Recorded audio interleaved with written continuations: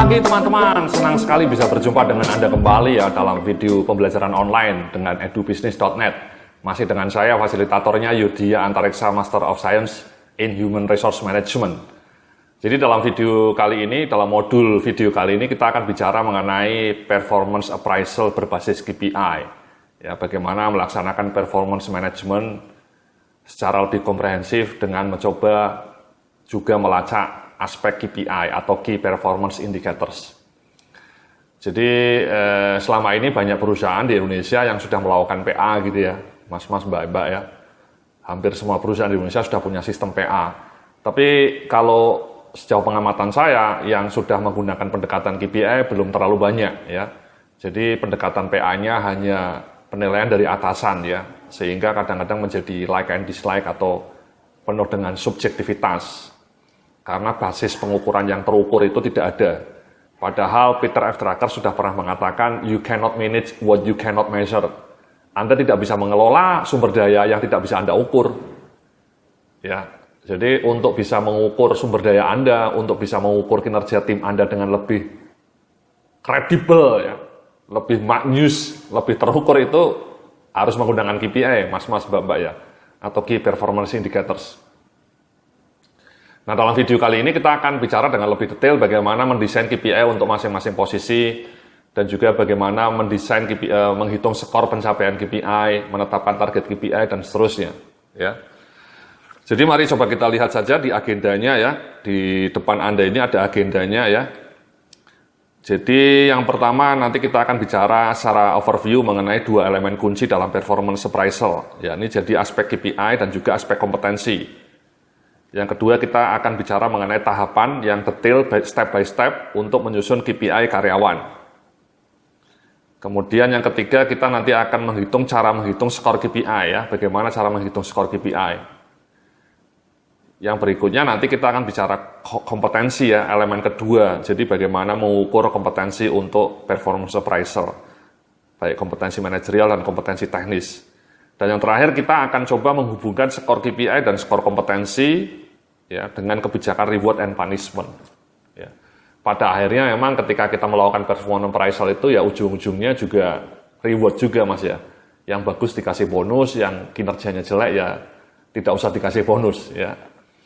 Jadi seperti itu ya agenda yang akan kita bicarakan dalam serangkaian video ke depan. Nah mari kita coba langsung di halaman berikutnya ya. Di halaman berikutnya ini saya ngasih siklus mengenai performance management ya, Bapak Ibu-ibu yang dimuliakan oleh yang Maha Pemberi rezeki ya. Jadi tahap pertama Anda merencanakan kinerja, menentukan target kinerja. Nah ini dia. Kalau Anda tidak punya KPI, ya tidak mungkin Anda akan bisa menentukan target kinerja karena Anda tidak punya indikatornya. Untuk bisa membuat target, Anda harus punya parameter yang terukur atau indikator yang terukur. Ya. Disebut KPI, Key Performance Indicators. Orang-orang lain menyebutnya mungkin juga measurement gitu ya. Ada juga yang menyebutnya performance metric. Atau bahkan kalau orang mutu menyebutnya sasaran mutu. Itu mirip sebenarnya. Atau ada sebutan lain service level agreement. Itu sebenarnya kalimat-kalimatnya berbeda ya. Ada yang bilang KPI, performance metric. Ada yang bilang sasaran mutu. Ada yang bilang performance index. Ada yang bilang service level agreement. Itu sebenarnya esensi dasar dari semua istilah itu sama, Mas. Semua istilah tadi merujuk pada indikator yang terukur. Indikator kinerja yang terukur. Jadi sebutannya itu macam-macam, tapi sebenarnya esensinya tidak jauh berbeda. Nah, di sini kita menggunakan istilah KPI ya, Key Performance Indicators. Nah, setelah Anda punya KPI, Anda setting targetnya, ya kemudian setiap bulan kalau bisa direview, ya dimonitor. Saya sudah menerapkan KPI di banyak perusahaan ya mas-mas mbak-mbak ya. Itu selalu saya meyakinkan klien saya bahwa Anda harus melakukan monitoring tiap bulan. Jadi saya selalu bikin panduan, saya bikin SOP supaya meeting bulanan karyawan mereka, manajer-manajer mereka ketika melakukan meeting bulanan, itu basis atau bahan dasar untuk meeting bulanan itu haruslah KPI. KPI departemennya atau KPI unitnya. Di sini kita memakai pendekatan seperti ini mas ya. Kalau Anda misalnya manajer membawai departemen HRD, KPI-nya departemen HRD itu ya otomatis KPI-nya manajer HRD.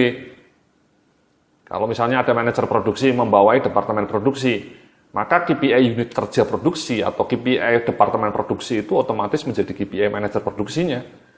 Jadi tidak perlu kita bikin 2 KPI ya, untuk manajernya sendiri, kemudian untuk departemennya sendiri, itu redundant, ya, malah ribet. Jadi kalau misalnya manajer produksi, ya otomatis KPI-nya dia adalah KPI-nya departemen produksi juga. Departemen marketing dipimpin oleh manajer marketing, ya KPI-nya manajer marketing, otomatis KPI-nya departemen marketing. Ya. Nah itu dia, jadi setiap bulan kalau bisa departemen head-nya atau manajersnya melakukan monthly meeting, dan dalam monthly meeting itu mereka harus mereview KPI-nya mereka dan juga KPI anak buahnya. Itu wajib. Jadi KPI itu tidak hanya sekedar formalitas di akhir tahun ya, orang-orang HRD nelpon untuk ngumpulin di bulan November gitu ya. No, ya. KPI harus dijadikan pembahasan tiap bulan, bahkan tiap minggu bagi masing-masing departemen, supaya KPI itu menjadi bagian tidak terpisahkan dari keseharian mereka. Itulah sebenarnya fungsi. Ketika Anda sudah bisa membuat KPI menjadi bagian tidak terpisahkan dari monthly meeting, disitulah keberhasilan KPI. Ya. Jadi KPI menjadi guidance untuk mengawal kinerja departemen month by month gitu.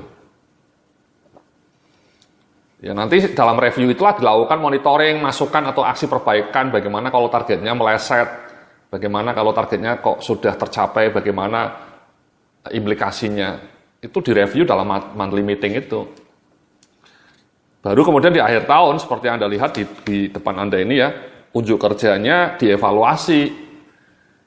Nah, kalau Anda sudah melakukan monthly meeting, ya mudah saja ya, di akhir tahun tinggal direkap ya, otomatis ya, dalam Excel misalnya, atau kalau Anda punya software, langsung direkap dan jadilah skor KPI-nya atau skor performance appraisal-nya.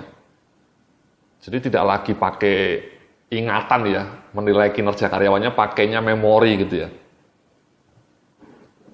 Tidak pakai memori karena setiap bulan sudah dilacak data realisasinya, tinggal di Januari, awal Januari, minggu pertama Januari, kinerja dari Januari tahun sebelumnya sampai Desember minggu terakhir sudah langsung terekap.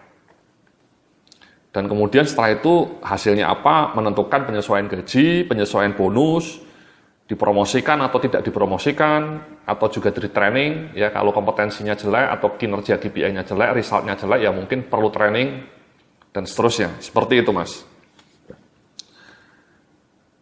Ya jadi itu flow-nya Mas, ya Mbak-mbak ya, Bapak Ibu-ibu flow-nya ya, mulai dari setting target, direview tiap bulan, kemudian dievaluasi akhir tahun atau akhir semester, kemudian implikasinya terhadap bonus, promosi, dan juga training. Nah, di halaman berikutnya Anda bisa lihat.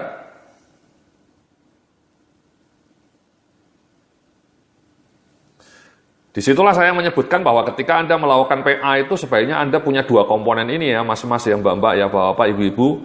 Anda bicara juga aspek result yang akan diwakili oleh KPI dan aspek kompetensi yang diwakili oleh kompetensi atau perilaku. Nah, selama ini di banyak perusahaan di Indonesia sudah menggunakan aspek perilaku ini ya, kompetensi ya. Anda punya formulir PA-nya mungkin ya.